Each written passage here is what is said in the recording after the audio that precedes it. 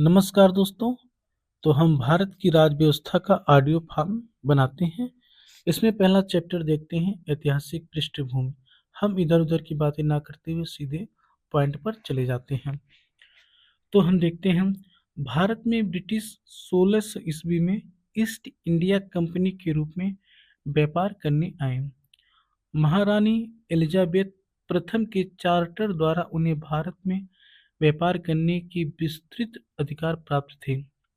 Company, जो अभी तक सिर्फ व्यापारिक कार्यों तक ही सीमित थी, उसने 1765 में बंगाल, बिहार और उड़ीसा की दीवानी यानी कि राजस्व एवं दीवानी न्याय के अधिकार प्राप्त कर लिए। इसके तहत भारत में उसके क्षेत्रीय शक्ति बनने की प्रक्रिया प्रारंभ हुई। 1858 में सिपाही विद्रोह के परिणामस्वरूप ब्रिटिश ताज ने भारत के शासन का उत्तरदायित्व प्रत्यक्षतः अपने हाथों में ले लिया। यह शासन 15 अगस्त 1947 में भारत की स्वतंत्रता प्राप्ति तक अनवरत रूप से जारी रहा। स्वतंत्रता मिलने के साथ ही भारत के एक लिए एक संविधान की आवश्यकता महसूस हुई। यहाँ इसको अमल में लाने के उद्देश्य से 1946 में एक संविधान सभा का गठन किया गया और 26 जनवरी 1950 को संविधान अस्तित्व में आया। यद्यपि संविधान और राज्य व्यवस्था की अनेक विशेषताएं ब्रिटिश शासन से ग्रहण की गई थीं, तथापि ब्रिटिश शासन में कुछ घटनाएं ऐसी थीं जिनके कारण ब्रिटिश शासित भारत में सरकार और प्रशासन की विधिक रूपरेखा निर्मित की गई। इन घटनाओं ने हमारे संविधान और राजतंत्र पर गहरा प्रभाव छोड़ा। उनके बारे में विस्तृत व्याख्या दो शीर्षक के अंतर्गत कालक्रमबद्ध रूप से यहाँ दी गई है।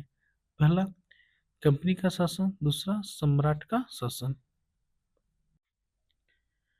कंपनी का शासन 1773 से 1858। इसमें हम देखते हैं 1773 का रेगुलेटिंग एक्ट। इस अधिनियम का अत्यधिक संवैधानिक महत्व था। जैसे भारत में ईस्ट इंडिया कंपनी के कार्यों को नियमित और नियंत्रित करने की दिशा में ब्रिटिश सरकार द्वारा उठाया गया यह पहला कदम था। दूसरा, इसके द्वारा पहली बार कंपनी के प्रशासनिक और राजनीतिक कार्यों को मान्यता मिली एवं इसके द्वारा भारत में केंद्रीय प्रशासन की नींव रखी गई। इस अधिनियम की प्रमुख विशेषताएं इस प्रकार थी। इस अधिनियम द्वारा बंगाल के गवर्नर को बंगाल का गवर्नर जनरल पद नाम दिया गया एवं उसकी सहायता के लिए एक 4 सदस्यीय कार्यकारी परिषद का गठन किया गया। उल्लेखनीय है कि ऐसे पहले गवर्नर लॉर्ड वारेन हेस्टिंग्स थे। दूसरा, इसके द्वारा मद्रास एवं बम्बई के गवर्नर बंगाल के गवर्नर जनरल के अधीन हो गए, जबकि पहले सभी प्रेसिडेंसियों के गवर्नर एक दूसरे से अलग थे। तीसरा, अधिनियम के अंतर्गत कलकत्ता में 1774 में एक उच्चतम न्यायालय की स्थापना की गई, जिसमें मुख्य न्यायाधीश और 3 अन्य न्यायाधीश थे। चौथा, इसके तहत कंपनियों के कर्मचारियों को निजी व्यापार करने और भारतीय लोगों से उपहार व रिश्वत लेना प्रतिबंधित कर दिया गया। पांचवा, इस अधिनियम के द्वारा ब्रिटिश सरकार का कोर्ट ऑफ डायरेक्टर्स यानी कि कंपनी की गवर्निंग बॉडी के माध्यम से कंपनी पर नियंत्रण सशक्त हो गया। इसने भारत में इसके राजस्व, नागरिक और सैन्य मामलों की जानकारी ब्रिटिश सरकार को देना अनिवार्य कर दिया गया। इसके बाद देखते हैं हम 1781 का संशोधन अधिनियम। रेगुलेटिंग एक्ट ऑफ 1773 की खामियों को ठीक करने के लिए ब्रिटिश संसद ने अमेंडिंग एक्ट ऑफ 1781 पारित किया, जिसे बंदोबस्त कानून के नाम से भी जाना जाता है। इस कानून की निम्नलिखित परिभाषाएं थी। पहला, इस कानून ने गवर्नर जनरल तथा काउंसिल को सर्वोच्च न्यायालय के क्षेत्राधिकार से बरी अथवा मुक्त कर दिया, उनके ऐसे कृत्यों के लिए जो उन्होंने पदधारण के अधिकार से किए थे, उसी प्रकार कंपनी के सेवकों को भी उनकी कार्य के दौरान की गई कार्रवाइयों के लिए सर्वोच्च न्यायालय के क्षेत्राधिकार से मुक्त कर दिया गया। दूसरा, इस कानून में राजस्व से संबंधी मामलों तथा राजस्व वसूली से जुड़े मामलों को भी सर्वोच्च न्यायालय के क्षेत्राधिकार से बाहर कर दिया गया। तीसरा, इस कानून द्वारा कलकत्ता के सभी निवासियों को सर्वोच्च न्यायालय के अधिकार क्षेत्र के अंतर्गत कर दिया गया। इसमें यह भी व्यवस्था बनाई गई कि न्यायालय हिंदुओं के निजी कानूनों के हिसाब से हिंदुओं तथा मुसलमानों के निजी कानून के हिसाब से मुसलमानों के वाद या मामले तय करें। चौथा, इस कानून द्वारा यह व्यवस्था भी की गई कि प्रांतीय न्यायालयों की appeal governor general in council के यहाँ दायर हो, न कि सर्वोच्च न्यायालय में। पांचवा, इस कानून में गवर्नर जनरल इन काउंसिल को प्रांतीय न्यायालयों एवं काउंसिल के लिए नियम विनियमन बनाने के लिए अधिकृत किया। 1786 का अधिनियम अब देखते हैं। 1786 में लॉर्ड कॉर्नवालिस को बंगाल का गवर्नर जनरल नियुक्त किया गया। उसने यह पद स्वीकार करने के लिए दो शर्तें रखीं। पहला, उसे विशेष मामलों में अपनी काउंसिल के निर्णयों को अधिभावी करने अथवा न मानने का अधिकार हो। दूसरा, उसे सेनापति अथवा कमांडर इन चीफ का पद भी दिया जाए। उपरोक्त शर्तों को 1786 के कानूनों में प्रावधानों के रूप में जोड़ा गया। अब देखते हैं 1793 का चार्टर कानून। इस कानून की निम्नलिखित विशेषताएं थीं। पहला, इसने लॉर्ड कॉर्नवालिस को दी गई काउंसिल के निर्णयों के ऊपर अधिभावी शक्ति को भविष्य के सभी गवर्नर जनरलों एवं प्रेसिडेंसियों के गवर्नर तक विस्तारित कर दिया। दूसरा, इसने गवर्नर जनरल को अधीनस्थ बॉम्बे और मद्रास प्रेसिडेंसी की सरकार के ऊपर अधिक नियंत्रणकारी शक्ति प्रदान की। तीसरा, इसने व्यापार पर भारत के एकाधिकार को अगले 20 वर्षों की अवधि के लिए बढ़ा दिया गया। चौथा, इसने कमांडर इन चीफ के गवर्नर जनरल काउंसिल के सदस्य होने की अनिवार्यता समाप्त कर दी, बशर्ते कि उसे उसी रूप में नियुक्त किया गया हो। पांचवा, इसने व्यवस्था दी कि बोर्ड ऑफ कंट्रोल के सदस्यों तथा उनके कर्मचारियों को भारतीय राजस्व में से ही भुगतान किया जाएगा। अब देखते हैं दोस्तों चार्टर कानून 1813। इस कानून ने भारत में कंपनी के व्यापार एकाधिकार को समाप्त कर दिया, यानी भारतीय व्यापार को सभी ब्रिटिश व्यापारियों के लिए खोल दिया गया। तब भी इस कानून ने चाय के व्यापार तथा चीन के साथ व्यापार में कंपनी के एकाधिकार को बहाल रखा। दूसरा है, इस कानून ने भारत में कंपनी शासित क्षेत्रों पर ब्रिटिश के राजा के प्रभुत्व को प्रकट व स्थापित किया। तीसरा, इस कानून ने ईसाई मिशनरियों को भारत आकर लोगों को प्रबुद्ध करने की अनुमति प्रदान की। चौथा, इस कानून ने भारत के ब्रिटिश इलाकों में बांसीदों के बीच पश्चिम शिक्षा के प्रचार प्रसार की व्यवस्था दी। पांचवा, इस कानून ने भारत की स्थानीय सरकारों को व्यक्तियों पर कर लगाने के लिए अधिकृत किया। कर भुगतान नहीं करने पर दंड की व्यवस्था भी की। अब देखते हैं दोस्तों 1784 का Pitt's India act. Regulating act 1773 की कमियों को दूर करने के लिए ब्रिटिश संसद ने संशोधित अधिनियम 1781 में पारित किया, जिसे एक्ट ऑफ सेटलमेंट के नाम से भी जाना जाता है।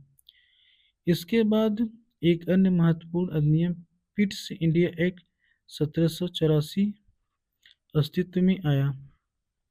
इस अधिनियम की विशेषताएं इस प्रकार थीं। इसने कंपनी के राजनीतिक और वाणिज्यिक कार्यों को पृथक कर दिया। इसने मंडल को कंपनी के व्यापारिक मामलों के अधीक्षण की अनुमति तो दी, लेकिन राजनीतिक मामलों के प्रबंधन के लिए नियंत्रण बोर्ड यानी कि बोर्ड ऑफ कंट्रोल नाम से एक निकाय का गठन कर दिया। इस प्रकार द्वैध शासन की व्यवस्था का आरंभ किया गया। तीसरा, नियंत्रण बोर्ड को यह शक्ति थी कि वे ब्रिटिश नियंत्रित भारत में सभी नागरिक, सैन्य, सरकार व राजस्व गतिविधियों को अधीक्षण एवं नियंत्रण करे। इस प्रकार यह अधिनियम दो कारणों से महत्वपूर्ण था। पहला, भारत में कंपनी के अधीन क्षेत्र को पहली बार ब्रिटिश आधिपत्य का क्षेत्र कहा गया। दूसरा, ब्रिटिश सरकार को भारत में कंपनी के कार्यों और इसके प्रशासन पर पूर्ण नियंत्रण प्रदान किया गया। अब देखते हैं दोस्तों 1833 का चार्टर अधिनियम। ब्रिटिश भारत के केंद्रीकरण की दिशा में यह अधिनियम निर्णायक कदम था। इस अधिनियम की विशेषता इस प्रकार थी। पहला, इसने बंगाल के गवर्नर जनरल को भारत का गवर्नर जनरल बना दिया, जिसमें सभी नागरिक और सैन्य शक्तियां निहित थीं।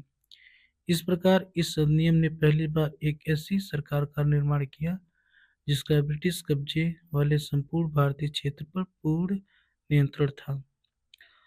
लॉर्ड विलियम बेंटिक भारत के प्रथम गवर्नर जनरल थे। दूसरा, इसने मद्रास और बंबई के गवर्नरों को विधायिका संबंधी शक्ति से वंचित कर दिया। भारत के गवर्नर जनरल को पूरे ब्रिटिश भारत में विधायिका के असीमित अधिकार प्रदान कर दिए गए। इसके अंतर्गत पहले बनाए गए कानूनों को नियामक कानून कहा गया और नए कानून के तहत बने कानून को एक्ट या अधिनियम कहा गया। तीसरा, इस ईस्ट इंडिया कंपनी की एक व्यापारिक निकाय के रूप में की जाने वाली गतिविधियों को समाप्त कर दिया गया। अब यह विशुद्ध रूप से प्रशासनिक निकाय बन गए। इसके तहत कंपनी के अधिकार वाले क्षेत्र ब्रिटिश राजशाही और उसके उत्तराधिकारियों के विश्वास के तहत ही कब्जे में रह गए। चौथा, चार्टर एक्ट 1833 ने सिविल सेवकों के चयन के लिए खुली प्रतियोगिता का आयोजन शुरू करने का प्रयास किया। इसमें कहा गया कि कंपनी में भारतीयों को किसी पद, कार्यालय और रोजगार को हासिल करने से वंचित नहीं किया जाएगा। हालांकि बोर्ड ऑफ डायरेक्टर्स के विरोध के कारण इस प्रावधान को समाप्त कर दिया गया। अब देखते हैं दोस्तों 1853 का चार्टर अधिनियम। 1793 से 1853 के दौरान ब्रिटिश संसद द्वारा पारित किए गए चार्टर अधिनियमों की श्रृंखला में यह अंतिम अधिनियम था। संवैधानिक विकास की दृष्टि से यह अधिनियम एक महत्वपूर्ण अधिनियम था। इस अधिनियम की विशेषताएं इस प्रकार थीं। पहला, इसने पहली बार गवर्नर जनरल की परिषद की विधायी एवं प्रशासनिक कार्यों को अलग कर दिया गया। इसके तहत परिषद में 6 नए पार्षद और जोड़े गए। इन्हें विधान पार्षद कहा गया। दूसरे शब्दों में, इसने गवर्नर जनरल के लिए नई विधान परिषद का गठन किया, जिसे भारतीय केंद्रीय विधान परिषद कहा गया। परिषद की इस शाखा ने छोटी संसद की तरह कार्य किया। इसमें वही प्रक्रियाएं अपनाई गईं जो ब्रिटिश संसद में अपनाई जाती थीं। इस प्रकार विधायिका को पहली बार सरकार के विशेष कार्यों के रूप में जाना गया। इसके लिए विशेष मशीनरी और प्रक्रिया की जरूरत थी। इसने सिविल सेवकों की भर्ती एवं चयन हेतु खुली प्रतियोगिता व्यवस्था का आरंभ किया। इस प्रकार विशिष्ट सिविल सेवा भारतीय नागरिकों के लिए भी खोल दी गई और इसके लिए 1854 में भारतीय सिविल सेवा के संबंध में मैकाले समिति की नियुक्ति की गई। तीसरा, इसने कंपनी के शासन को विस्तारित कर दिया और भारतीय क्षेत्र को इंग्लैंड राजशाही के विश्वास के तहत कब्जे में रखने का अधिकार दिया। लेकिन पूर्व अधिनियमों के विपरीत इसमें किसी निश्चित समय का निर्धारण नहीं किया गया था। इससे स्पष्ट था कि संसद द्वारा कंपनी का शासन किसी भी समय समाप्त किया जा सकता था। इसने प्रथम बार भारतीय केंद्रीय विधान परिषद में स्थानीय प्रतिनिधित्व प्रारंभ किया। गवर्नर जनरल की परिषद में 6 नए सदस्यों में से 4 का चुनाव बंगाल, मद्रास, बंबई और आगरा की स्थानीय प्रांतीय सरकारों सरकारों द्वारा किया जाना था। अब देखते हैं ताज का शासन 1858 से 1947 तक। 1858 का भारत सरकार अधिनियम। इस महत्वपूर्ण कानून का निर्माण 1857 के विद्रोह के बाद किया गया। इसे भारत का प्रथम स्वतंत्रता संग्राम या सिपाही विद्रोह भी कहा जाता है। भारत के शासन को अच्छा बनाने वाला अधिनियम नाम के प्रसिद्ध इस कानून ने ईस्ट इंडिया कंपनी को समाप्त कर दिया और गवर्नरों क्षेत्रों और राज्य से संबंधित शक्तियां ब्रिटिश राजशाही को हस्तांतरित कर दी गई। इस अधिनियम की विशेषताएं इस प्रकार थीं। इसके तहत भारत का शासन सीधे महारानी विक्टोरिया के अधीन चला गया। गवर्नर जनरल का पदनाम बदलकर भारत का वायसराय कर दिया गया। वह वायसराय भारत में ब्रिटिश ताज का प्रत्यक्ष प्रतिनिधि बन गया। लॉर्ड कैनिंग भारत के प्रथम वायसराय बने। इस अधिनियम ने नियंत्रण बोर्ड और निदेशक कोर्ट समाप्त कर भारत में शासन की द्वैत प्रणाली समाप्त कर दी। एक नए पद भारत के राज्य सचिव का सृजन किया गया, जिसमें भारतीय प्रशासन पर संपूर्ण नियंत्रण की शक्ति निहित थी। यह सचिव ब्रिटिश कैबिनेट का सदस्य था और अंततः ब्रिटिश संसद के प्रति उत्तरदायित्व था। चौथा, भारत सचिव की सहायता के लिए 15 सदस्यीय परिषद का गठन किया गया, जो एक सलाहकार परिषद थी। परिषद का अध्यक्ष भारत सचिव को बनाया गया। इस कानून के तहत भारत सचिव की परिषद का गठन किया गया, जो एक नियमित निकाय थी और जिसे भारत और इंग्लैंड में मुकदमा करने का अधिकार था। इस पर भी मुकदमा किया जा सकता था। 1858 के कानून का प्रमुख उद्देश्य प्रशासनिक मशीनरी में सुधार था, जिसके माध्यम से इंग्लैंड में भारतीय सरकार का अधीक्षण और उसका नियंत्रण हो सकता था।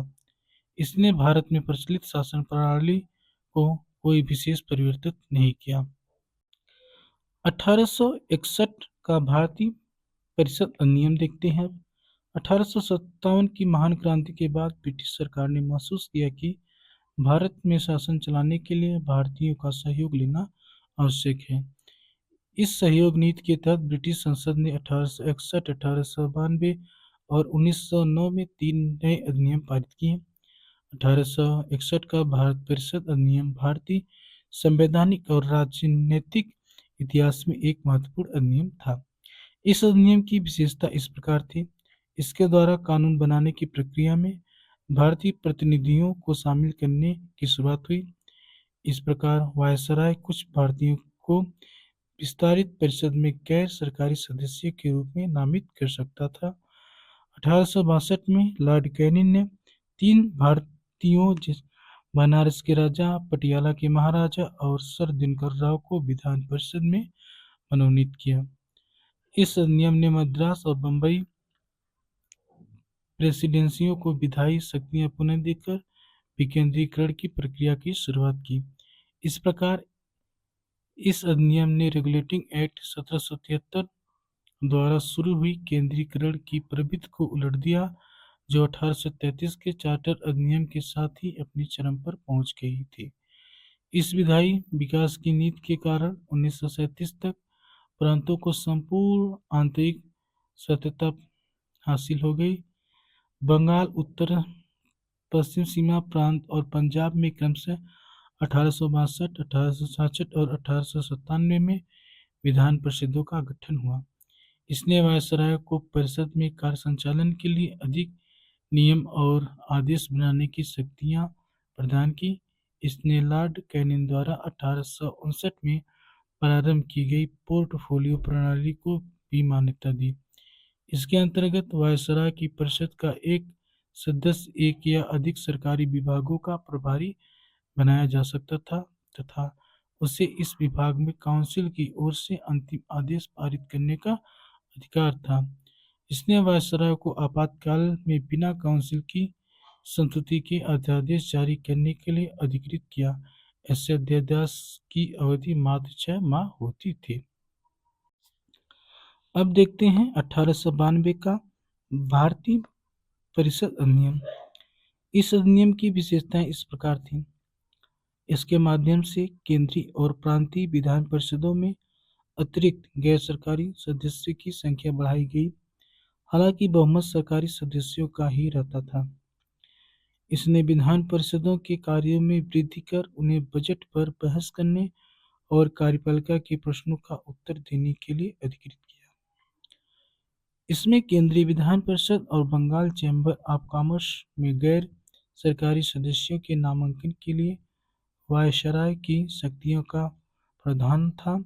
इसके अलावा प्रांतीय विधान परिषदों में गवर्नर को जिला परिषद, नगरपालिका, विश्वविद्यालय, व्यापार संघ, जमींदारों और चैम्बर ऑफ कॉमर्स पर गैर सरकारी सदस्यों की नियुक्ति करने की वकालत की। इस अधिनियम ने केंद्रीय और प्रांतीय विधान परिषदों दोनों में गैर सरकारी सदस्यों की नियुक्ति के लिए एक सीमित और परोक्ष रूप से चुनाव का प्रावधान किया। हालांकि चुनाव शब्द का अधिनियम में प्रयोग नहीं हुआ। इससे निश्चित निकाय की सिफारिश पर की जाने वाली नामांकन की प्रक्रिया ही कहा गया। अब देखते हैं 1909 का भारतीय परिषद अधिनियम। इस अधिनियम को मार्ले मिंटो सुधार के नाम से भी जाना जाता है। उस समय लॉर्ड मार्ले इंग्लैंड में भारत के राज्य सचिव थे और लॉर्ड मिंटो भारत में वायसराय थे। इस अधिनियम की विशेषताएं इस प्रकार थीं। इसने केंद्रीय और प्रांतीय विधान परिषदों के आकार में काफी वृद्धि की। केंद्रीय परिषद में इनकी संख्या 16 से 60 हो गई। प्रांतीय विधान परिषदों में इनकी संख्या एक समान नहीं थी। इसने केंद्रीय परिषद में सरकारी बहुमत को बनाए रखा, लेकिन प्रांतीय परिषदों में गैर सरकारी सदस्यों के बहुमत की अनुमति थी। इसने दोनों स्तरों पर विधान परिषदों के कार्यों का दायरा बढ़ाया। उदाहरण के तौर पर अनुपूरक प्रश्न पूछना, बजट पर संकल्प रखना आदि। इस अधिनियम के अंतर्गत पहली बार किसी भारतीय को वायसराय और गवर्नर की कार्य परिषद के साथ एसोसिएशन बनाने का प्रावधान किया गया। सत्येंद्र सिन्हा वायसराय की कार्यपालिका परिषद के प्रथम भारतीय सदस्य बने। उन्हें विधि सदस्य बनाया गया। सत्येंद्र सिन्हा का पूरा नाम सत्येंद्र प्रसन्न सिन्हा था। इस अधिनियम ने पृथक निर्वाचन के आधार पर मुस्लिमों के लिए सांप्रदायिक प्रतिनिधित्व का प्रावधान किया। इसके अंतर्गत मुस्लिम सदस्यों का चुनाव मुस्लिम मतदाता ही कर सकते थे। इस प्रकार इस अधिनियम ने सांप्रदायिकता को वैधानिकता प्रदान की और लॉर्ड मिंटो को सांप्रदायिक निर्वाचन के जनक के रूप में जाना गया। इसने presidency, corporation, chamber of commerce, विश्वविद्यालयों और जमींदारों के लिए अलग प्रतिनिधित्व का प्रावधान किया। अब देखते हैं भारत शासन अधिनियम 1919। 20 अगस्त 1917 को ब्रिटिश सरकार ने पहली बार घोषित किया कि उसका उद्देश्य भारत में क्रमिक रूप से उत्तरदायी सरकार की स्थापना करना था। क्रमिक रूप से 1919 में भारत शासन अधिनियम बनाया गया, जो 1921 में लागू हुआ। इस कानून को मॉन्टेग्यू-चेम्सफोर्ड सुधार भी कहा जाता है। मॉन्टेग्यू भारत के राज्य सचिव थे, जबकि चेम्सफोर्ड भारत के वायसराय थे। इस अधिनियम की विशेषता इस प्रकार थी। केंद्रीय और प्रांतीय विषयों की सूची की पहचान कर एवं उन्हें पृथक कर राज्यों पर केंद्रीय नियंत्रण कम किया गया। केंद्रीय और प्रांतीय विधान परिषदों को अपनी सूचियों के विषयों पर विधान बनाने का अधिकार प्रदान किया गया, लेकिन सरकार का ढांचा केंद्रीय और एकात्मक ही बना रहा। इसने प्रांतीय विषयों को पुनः दो भागों में विभक्त किया: हस्तांतरित और आरक्षित। हस्तांतरित विषयों पर गवर्नर का शासन होता था और इस कार्य में वह उन मंत्रियों की सहायता लेता था जो विधान परिषद के प्रति उत्तरदायित्व थे। दूसरी ओर आरक्षित विषयों पर गवर्नर कार्यपालिका परिषद की सहायता से शासन करता था, जो विधान परिषद के प्रति उत्तरदायित्व नहीं था। शासन की इसी दोहरी व्यवस्था को द्वैध शासन व्युत्पन्न कहा गया। हालांकि यह व्यवस्था काफी हद तक असफल रही। इस अधिनियम ने पहली बार देश में द्विसदनीय व्यवस्था और प्रत्यक्ष निर्वाचन की व्यवस्था प्रारंभ की।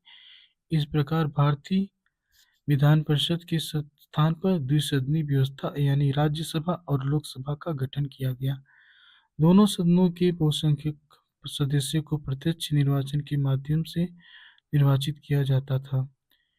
इसके अनुसार वायसराय की कार्यकारी परिषद के 6 सदस्यों में से कमांडर इन चीफ को छोड़कर 3 सदस्य का भारतीय होना आवश्यक था। इसने सांप्रदायिक आधार पर सिखों, भारतीय ईसाइयों, आंग्ला भारतीयों और यूरोपियों के लिए भी पृथक निर्वाचन के सिद्धांत को विकसित कर दिया। इस कानून ने संपत्ति कर या शिक्षा के आधार पर सीमित संख्या में लोगों को मताधिकार प्रदान किया। इस कानून ने लंदन में भारत के उच्चायुक्त के कार्यकाल का सृजन किया और अब तक भारत सचिव द्वारा किए जा रहे कुछ कार्यों को उच्चायुक्त को स्थानांतरित कर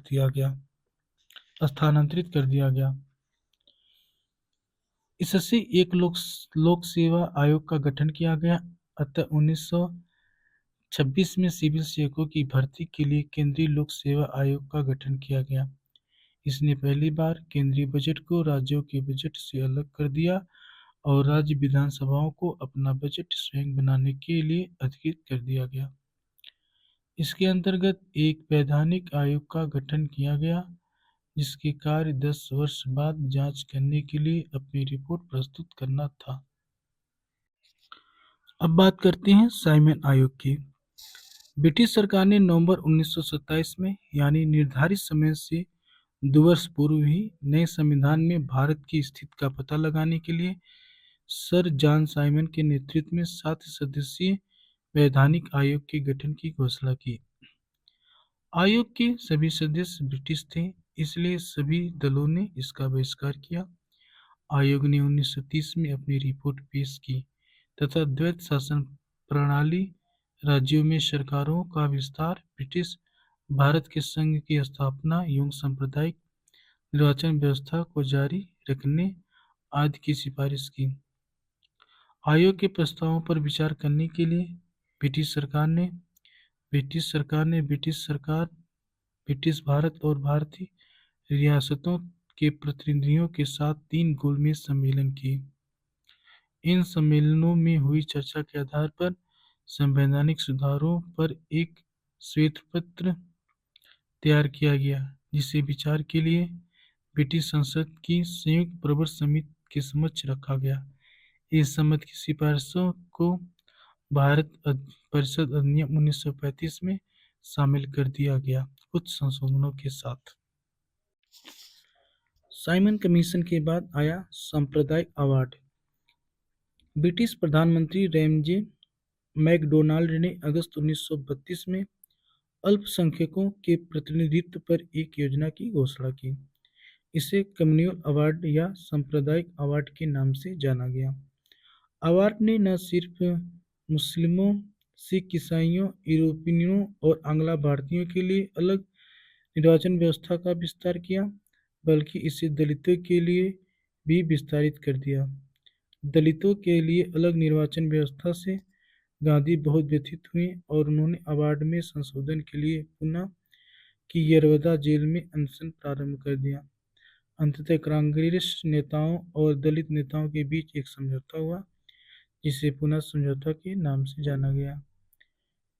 इसमें संयुक्त हिंदू निर्वाचन व्यवस्था को बनाए रखा गया और दलितों के लिए स्थान भी आरक्षित कर दिए गए। अब देखते हैं भारत शासन अधिनियम 1935। यह अधिनियम भारत में पूर्व उत्तरदायी सरकार के गठन में एक मील का पत्थर साबित हुआ। यह एक लंबा और विस्तृत दस्तावेज था, जिसमें 321 धाराएं और 10 अनुसूचियां थीं। इस अधिनियम की विशेषताएं इस प्रकार थीं। पहला, इसने अखिल भारतीय संघ की स्थापना की, जिसमें राज्य और रियासतों को एक इकाई की तरह माना गया। अधिनियम ने केंद्र और राज्यों के बीच 3 सूचियां, संघीय सूची, राज्य सूची और समवर्ती सूची के आधार पर शक्तियों का बंटवारा कर दिया। अवशिष्ट शक्तियां वायसराय को दे दी गईं। हालांकि यह संघीय व्यवस्था कभी अस्तित्व में नहीं आई, क्योंकि देशी रियासतों ने इसमें शामिल होने से इनकार कर दिया। इसने प्रांतों में द्वैत शासन व्यवस्था समाप्त कर दी तथा प्रांतीय स्वायत्तता का शुभारंभ किया। राज्यों को अपने दायरे में रहकर स्वायत्त तरीके से 3 पृथक क्षेत्रों में शासन का अधिकार दिया गया। इसके अतिरिक्त अधिनियम ने राज्यों में उत्तरदायी सरकार की स्थापना की, यानी गवर्नर को राज्य विधान परिषद के लिए उत्तरदायी मंत्रियों की सलाह पर काम करना आवश्यक था। यह व्यवस्था 1937 में शुरू की गई और 1939 में इसे समाप्त कर दिया गया। इसने केंद्र में द्वैत शासन प्रणाली का प्रारंभ किया। परिणामतः संघीय विषयों को स्थानांतरित और आरक्षित विषयों में विभक्त करना पड़ा, हालांकि यह प्रावधान भी कभी लागू नहीं हुआ। इसने 11 राज्यों में 6 में द्विसदनीय व्यवस्था प्रारंभ की।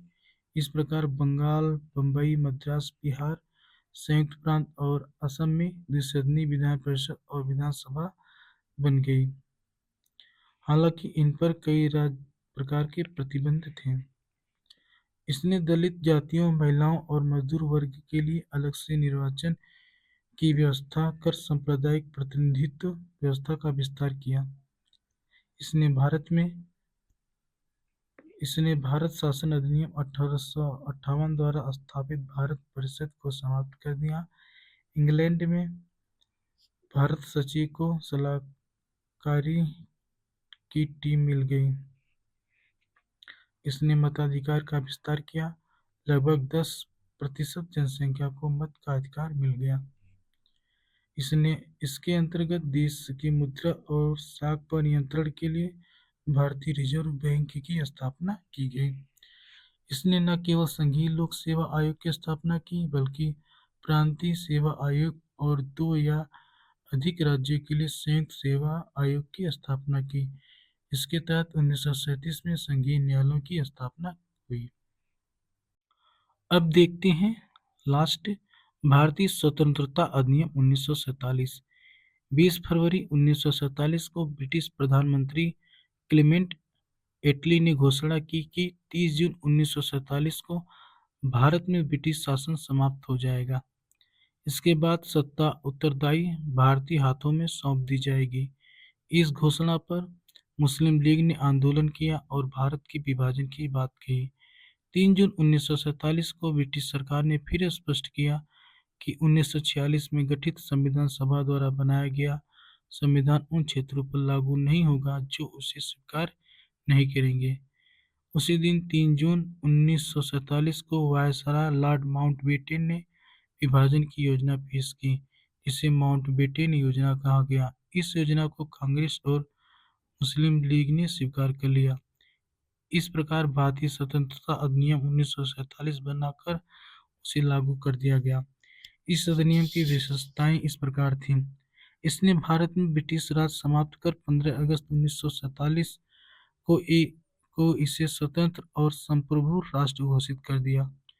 इसने भारत का विभाजन कर 2 स्वतंत्र डोमिनियनों संप्रभु राष्ट्र भारत और पाकिस्तान का सृजन किया, जिन्हें ब्रिटिश राष्ट्रमंडल से अलग होने की स्वतंत्रता थी। इसने वायसराय का पद समाप्त कर दिया और उसके स्थान पर दोनों डोमिनियन राज्यों में गवर्नर जनरल के पद का सृजन किया। इसकी नियुक्ति नए राष्ट्र की कैबिनेट की सिफारिश पर ब्रिटेन के ताज को करनी थी। इन पर ब्रिटेन की सरकार का कोई नियंत्रण नहीं होना था। इसने दोनों डोमिनियन राज्यों में संविधान सभाओं को अपने देशों का संविधान बनाने और उसके लिए किसी भी देश के संविधान को अपनाने की शक्ति दी। सभाओं को यह भी शक्ति थी कि वे किसी भी ब्रिटिश कानून को समाप्त करने के लिए कानून बना सकती हैं, यहाँ तक कि उन्हें स्वतंत्रता अधिनियम को भी निरस्त करने का अधिकार था। इसने दोनों डोमिनियन राज्यों की संविधान सभाओं को यह शक्ति प्रदान की कि वे नए संविधान का निर्माण एवं कार्यान्वित होने तक अपने अपने संबंधित क्षेत्रों के लिए विधानसभा बना सकती थी। 15 अगस्त 1947 के बाद ब्रिटिश संसद में पारित हुआ कोई भी अधिनियम दोनों डोमिनियनों पर तब तक लागू नहीं होगा जब तक कि दोनों डोमिनियन इस कानून को मानने के लिए कानून नहीं बना लेंगे। अगला, इस कानून ने ब्रिटिश में भारत सचिव का पद समाप्त कर दिया। इसकी सभी शक्तियां राष्ट्रमंडल मामलों में राज्य सचिव को हस्तांतरित कर दी गई। इसने 15 अगस्त 1947 से भारतीय रियासतों पर ब्रिटिश संप्रभुता की समाप्ति की घोषणा की। इसके साथ ही आदिवासी क्षेत्र समझौता संबंधों पर भी ब्रिटिश हस्तक्षेप समाप्त हो गया। इसने भारतीय रियासतों को यह स्वतंत्रता दी कि चाहे वे तो भारत डोमिनियन या पाकिस्तान डोमिनियन के साथ मिल सकती हैं या स्वतंत्र रह सकती हैं। इस अधिनियम ने नया संविधान बनने तक प्रत्येक डोमिनियन में शासन संचालित करने एवं भारत शासन अधिनियम 1935 के तहत उनका प्रांतीय सभाओं में सरकार चलाने की व्यवस्था की। हालांकि दोनों डोमिनियन राज्यों को इस कानून में सुधार करने का अधिकार था। इसने ब्रिटिश शासक को विधेयकों पर मताधिकार और उन्हें स्वीकृत करने के लिए अधिकार से वंचित कर दिया। लेकिन ब्रिटिश शासक के नाम पर गवर्नर जनरल को किसी भी विधेयक को स्वीकार करने का अधिकार प्राप्त था। इसके अंतर्गत भारत के गवर्नर जनरल एवं प्रांतीय गवर्नरों को राज्यों को संवैधानिक प्रमुख नियुक्त किया गया। इन्हें सभी मामलों पर राज्यों की मंत्रिपरिषद के परामर्श पर कार्य करना होता था। इसने शाही उपाधि से भारत का सम्राट शब्द समाप्त कर दिया। इसने भारत के राज्य सचिव द्वारा सिविल सेवा में नियुक्तियां करने और पदों में आरक्षण करने की प्रणाली समाप्त कर दी। 15 अगस्त 1947 से पूर्व के सिविल सेवा कर्मचारियों को वही सुविधाएं मिलती रहीं जो उन्हें पहले से प्राप्त थीं। 14-15 अगस्त 1947 की मध्य रात्रि को भारत में ब्रिटिश शासन का अंत हो गया और समस्त शक्तियां दो नए स्वतंत्र डोमिनियन भारत और पाकिस्तान को स्थानांतरित कर दी गई। लॉर्ड माउंटबेटन नए डोमिनियन भारत के प्रथम गवर्नर जनरल बने। उन्होंने जवाहरलाल नेहरू को भारत के पहले प्रधानमंत्री के रूप में शपथ दिलाई। 1946 में बनी संविधान सभा को स्वतंत्र भारतीय डोमिनियन की संसद के रूप में स्वीकार कर लिया गया।